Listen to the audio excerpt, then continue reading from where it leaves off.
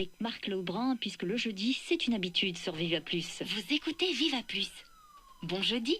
Marc Lebrun est des nôtres, rédacteur en chef du magazine Autopresse, magazine en ligne. Vous allez évoquer la voiture Volkswagen, mais un modèle très particulier que je connais pas du tout. Eh bien non, pour cause. C'est le Volkswagen et Bulli. Je sais bien que ça ne dit rien à personne, mais ma chronique n'est pas à proprement parler nostalgique, bien que. Mais elle associe hier à demain, tout en évoquant le présent, puisque l'e-Bulli de VW est en quelque sorte le projet d'un ancêtre électrique du futur. C'est clair ?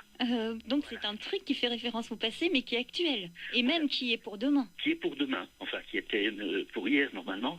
Savez-vous que de nombreux et heureux propriétaires de l'historique VW transporteur souhaitaient pouvoir conduire un véhicule classique, mais électrique. Donc Volkswagen les a entendus et a donc présenté ce à quoi pourrait ressembler un véhicule classique du futur en associant ce modèle emblématique à une conduite zéro émission. Vous savez qu'en 1972 déjà, VW avait mis au point son premier transporteur électrique, alors basé sur le T2. Le T2 qui est très couru en ce moment, en tout cas en ce qui concerne l'ancêtre. Ces véhicules-là prennent de la valeur, quoi qu'avec les nouvelles réglementations, ça se complique un peu. Donc les Bulli de 2020, lui, reposent quant à lui sur le Samba Bus, un modèle qui a été commercialisé en 66, puis exporté à Los Angeles, avant de revenir en Europe. Mais les trajets ne sont pas toujours rectilignes. Alors évidemment, Volkswagen aurait dû présenter cet e-Bulli classique à l'occasion du Technoplastica d'Essen, qui était prévu du 25 au 29 mars, voilà, mais qui, étant donné les circonstances, est reporté normalement au mois de juin. Il devient de plus en plus difficile et même onéreux de circuler avec un véhicule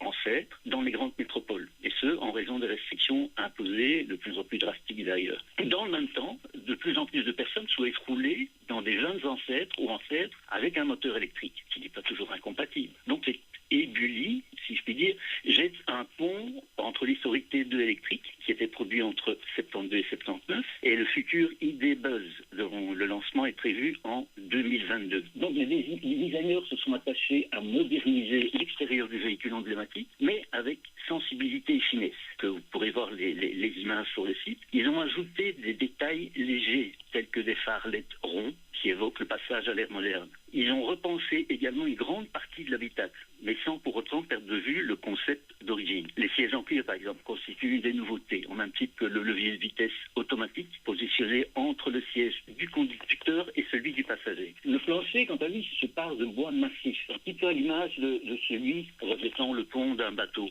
Avec son vaste toit repliable, ce Samabus des temps modernes, on vient presque afficher un caractère maritime. Le cockpit aussi a été délicatement modernisé. Le compteur de vitesse, par exemple, est hérité de l'original, mais se dote désormais de LED affichant la position automatique sélectionnée. L'écran intégré, quant à lui, dans la console du toit, permet de contrôler toutes sortes de fonctions, tout en donnant accès à une foultitude d'informations. Malgré tous les détails que vous venez d'énoncer, toutes ces avancées techniques, j'ai du mal à imaginer ce à quoi ressemble l'e-Bulli. Eh bien, vous vous rendez tout simplement sur la page du meilleur site automobile qui existe, c'est-à-dire www.autopresse.be/vivaplus, et de nombreuses photos vous y attendent.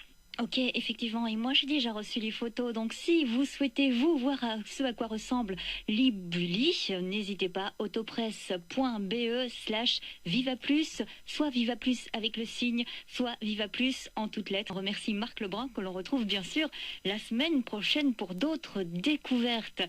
M Pop